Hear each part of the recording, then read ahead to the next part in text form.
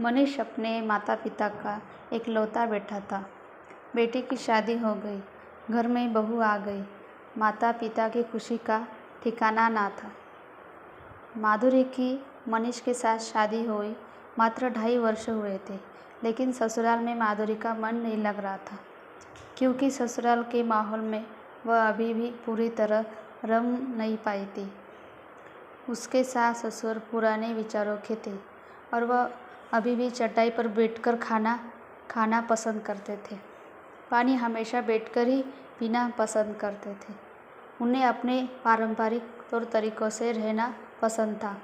उनका यह लाइफस्टाइल माधुरी को पसंद नहीं था।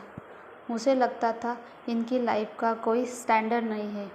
अभी तक डाइनिंग टेबल पर बैठकर खाना खाने की आदत नहीं डाल पाए।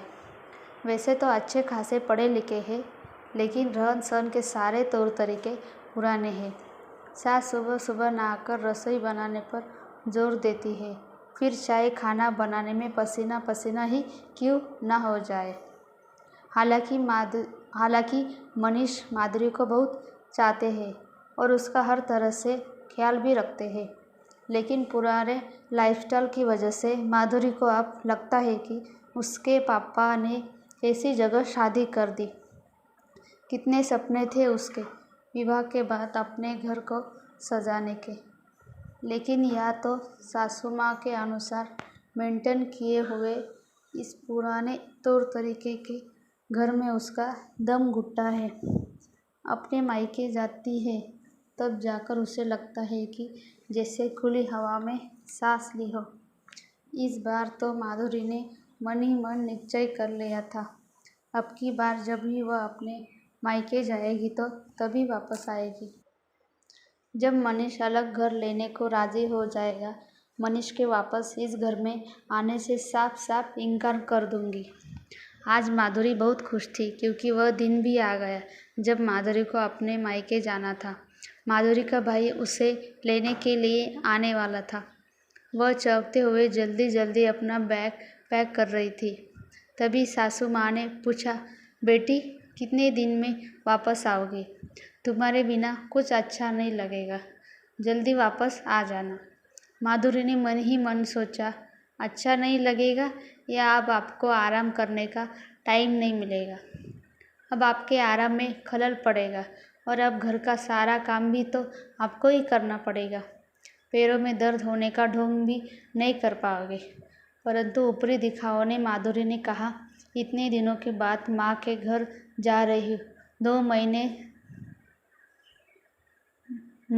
महीने तो रहूँगी वहाँ। जवाब सुनकर माधुरी की सास चुप हो गई। आज माधुरी मन ही मन में बहुत खुश थी। सोच रही थी कि कम से कम अब इन खड़ूस लोगों से छुटकारा मिलेगा।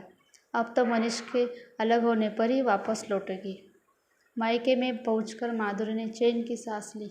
उसकी माँ, भैया, भाभी और छोटी बहन सबने उसको सिर आंखों पर उठा लिया। दिन भर बातों से किसी को फुर्सत नहीं मिली। हंसी मजाक के माहौल में कब शाम हुई पता नहीं चला।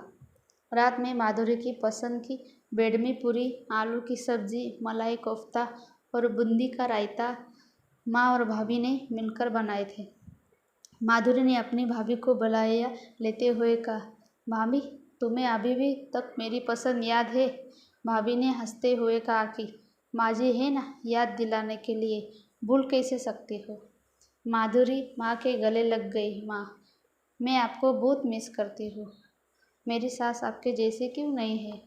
फिर भाभी को देखकर उसने आह भरी और कहने लगी, भाभी आप कितनी किस्मत वाली हो जो आपको इतनी अच्छी ससुराल, मेरी मम्मी जैसी इतनी अच्छी सास मिली।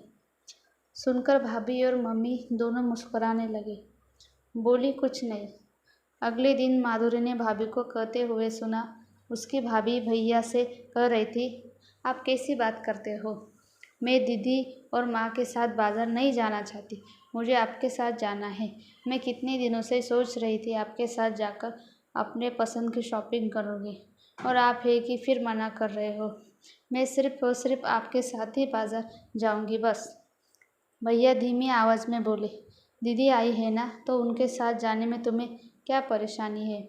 माँ के साथ जाऊंगी तो माँ भी खुश होगी ना। हम फिर कभी चले जाएंगे। भाभी नाराज होते हुए बोली, वे आपकी माँ है, आप जाओ उनके साथ, मुझे नहीं जाना। माधुरी इससे ज़्यादा नहीं सुन सकी। उसके कानों में भाभी के कहे हुए स्वर गूंज रहे थे, आपकी माँ, आपकी माँ। माधुरी सोचने लगी, तो क्या भाभी के मन में ही भी माँ के प्रति अपनेपन का वैसा भाव नहीं है जैसा मैं सोचती थी। भाभी भी मेरी माँ को पराया समझती है। भाभी के पति की माँ भाभी की नहीं। अब माधुरी के अंतर्मन ने कहा, हाँ वे तुम्हारी और तुम्हारे भाई की माँ है, भाभी की माँ नहीं। भाभी की सास है, सिर्फ सास।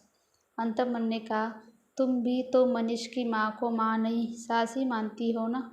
लेकिन मेरे सास ससुर तो बहुत खड़ूस है। माधुरी ने अपने अंतर्मन से बचाव किया। तो तुम्हारी भाभी की नज़र में तुम्हारी माँ अर्थात उसकी सास खड़ूस होंगी। माधुरी की अंतरात्मा ने जवाब दिया।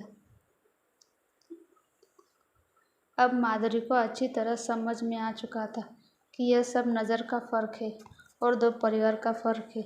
जिस प्रकार दो लोग एक जैसे नहीं हो सकते, वैसे ही दो परिवार भी एक जैसे नहीं हो सकते। विचारों का अंतर तो होगा ही, फिर चाहे उसकी खुद की माँ हो या उसकी सास। आज जिस प्रकार वह अपनी सास से छुटकारा पानी चाहती है, शायद ऐसे ही उसकी भाभी भी यही चाहती हो। नहीं, अब मैं ऐसा नहीं करूँगी। मैं मनीष को उसके माता पिता से अलग करने की भूल नहीं करूँगी। माधुरी कितना गलत थी, उसको अपनी गलती का एहसास हुआ चुका था। सास ससुर के प्रति जो उसका नज़रिया था वह पूरी तरह बदल चुका था। आज जब माधुरी ससुराल पहुंची तो ममता ही सास को अपनी बहू की राह निहारते हुए पाया। उन्होंने माधुरी को जीवन का सिद्धांत समझाया और उसके दिल में प्रेम का सागर भरा। माधुरी का वैवाहिक जीवन खुशियों के रंग से सरोबार से उठा।